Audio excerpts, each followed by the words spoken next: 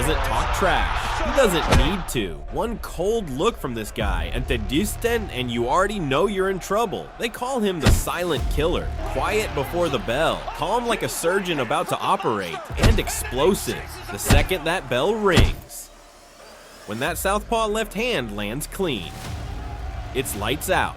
No warning, no rematch clause in your brain.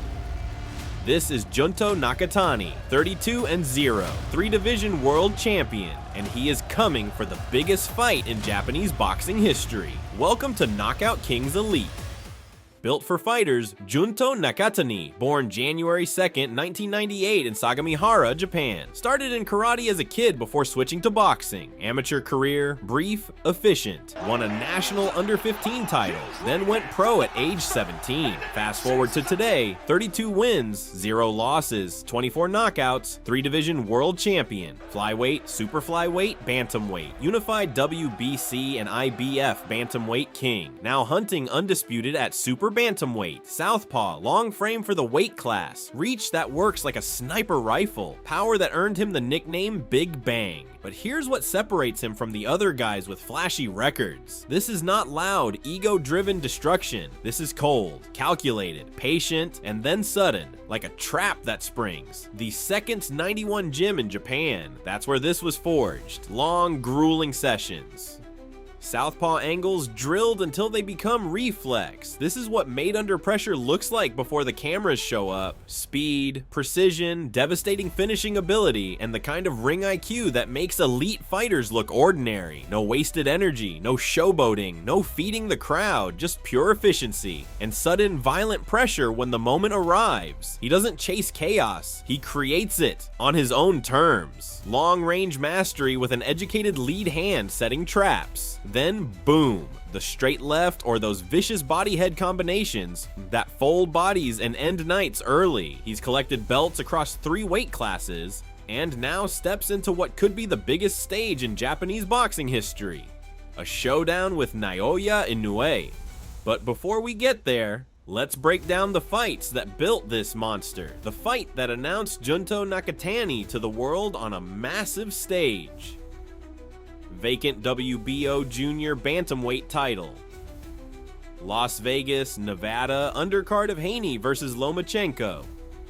MGM Grand Garden Arena. If you're gonna make a statement, make it there. Andrew Moloney, Australian tough guy, 2-time world title challenger, one of those fighters who'd never been stopped before. Granite chin, big heart. His brother Jason had just won the IBF bantamweight title a week earlier. Andrew was trying to match him. Family pride on the line. The fight starts. Moloney pushes the pace, trying to crowd the taller southpaw, but Nakatani is composed. Rangy, working his jab, long left hands keeping Moloney honest. Round 2, it happens fast. Nakatani catches Moloney coming in with a vicious right uppercut that drops him clean. Moloney beats the count, but he's marked now. Already cut by the end of the round. Round 3, in clash of heads, opens a nasty gash over Nakatani's eye. An ordinary fighter panics and starts fighting emotional. Nakatani blinks, gets examined by the doctor, steps back out, and keeps working. That alone tells you about his mental composure. Rounds 4 through 10, Nakatani controls the distance beautifully. Uppercut snapping Moloney's head back. Body shots landing with authority. Moloney has some success in rounds 6, 7, and 8. This isn't a shutout. Moloney is tough. He's in the fight, he's making it competitive. Round 11,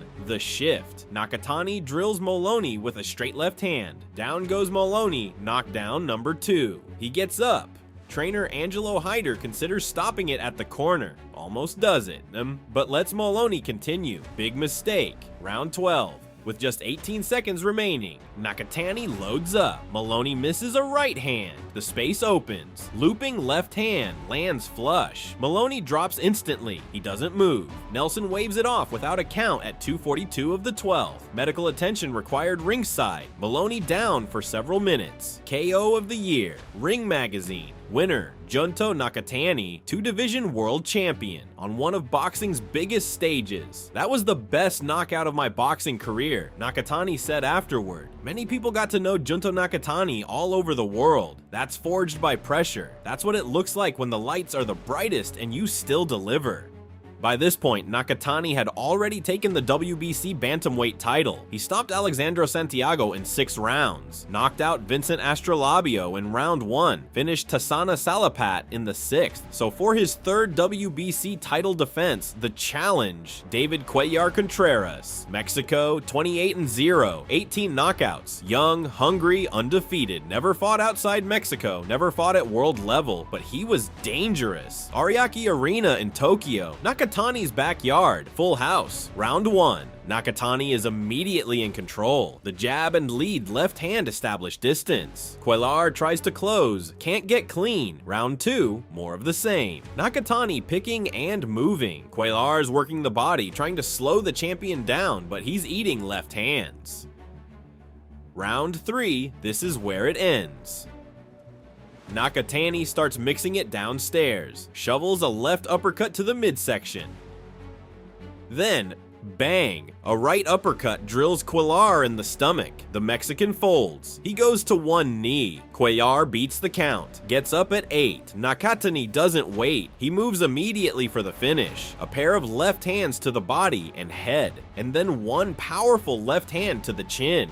Down again. This time Cuellar can't get up. Referee stops it at 2:55 of round 3. KO. Round 3. Clinical, brutal, efficient. Another undefeated world level fighter made to look ordinary. And immediately after the fight, IBF Bantamweight champion Ryosuke Nishida climbs into the ring. The unification is on. That's not just a knockout. That's a man who always sees 3 fights ahead. That's built for fighters. Built for the moment and the mission. Ariake Coliseum, Tokyo. All Japanese title unification. Naoya Inoue watching ringside. Nakatani's WBC belt. Nishida's IBF belt. 2 unbeaten southpaws. This was historic. Only the 4th ever title unification between reigning Japanese champions. Ryosuke Nishida was no pushover, undefeated at 10-0, IBF champion. He'd beaten Emmanuel Rodriguez, a legitimate world-class fighter, to claim that belt. Same southpaw stance as Nakatani. Speed, guts, home country pride, round 1. Both men come out throwing artillery immediately. No feeling out process. Nakatani doubling and tripling his right uppercut early. Nishida connects with looping left hands to the body and briefly makes Nakatani double over. Good early round. Nishida isn't scared. He's right there with him.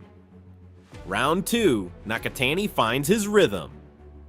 Cracking Nishida with a left hand upstairs. Opens up the 2-fisted attack. Lead uppercuts mixing with left hands. Nishida being pushed defensive. Round 3, Nishida pushes back. Has some success. Drives Nakatani backward for the first time. Real competitive round, but Nakatani fires a left hand counter over Nishida's jab that finds the target. Rounds 4 and 5. Nakatani targets the eye. Every left hand aimed at the same spot. Nishida's right eye beginning to swell. And shut. Action paused in round 5 for doctor inspection. Cleared to continue. Nakatani immediately increases tempo once cleared. He knows what he's doing. Round 6. Nishida is brave, but the eye is gone. Completely swollen shut. Nakatani charges forward with power shots. Nishida can't return fire. Bell rings. Doctor inspects. Corner makes the call. Nishida retires on the stool. TKO. Round 6. Unified WBC plus IBF plus Ring Magazine Bantamweight champion, 31-0, 24 KOs. We started aggressively and damaging my opponent was my strategy, Nakatani said. Finally at Bantamweight, I received my first opportunity to unify and I am very happy with the result. And in a way, he was right there, watching every punch. He knows what's coming. He knows who's coming. That's the kind of pressure that separates the champions from the legends. The stage, Riyadh season, Mohamed Abdo Arena, co-main event of Naoya Inoue versus Alan Picasso. Ring 5, Night of the Samurai. You can't script a more fitting stage for a man about to challenge the greatest. Sebastian Hernandez, Mexico, 20-0, 18 knockouts. Undefeated contender, ranked top 3 by WBC, WBA, and WBO at 122 pounds. This is Nakatani's debut at Super Bantamweight, making the jump in weight. Rounds 1 to 6. The silent killer looks comfortable, working behind the southpaw jab. Those crisp uppercuts from the floor finding Hernandez's chin, left straight snapping clean. Reach advantage working perfectly. CompuBox says Nakatani outlanded Hernandez 142 to 94 over the first 6 rounds. He looked in control, dominant even. even. This was going as planned. Then Hernandez turned it up. Round 7, Hernandez smothers the jab, gets inside, starts landing body hooks. Nakatani being pushed around the ring more than he'd like. Lateral movement becomes survival mode. Round 8.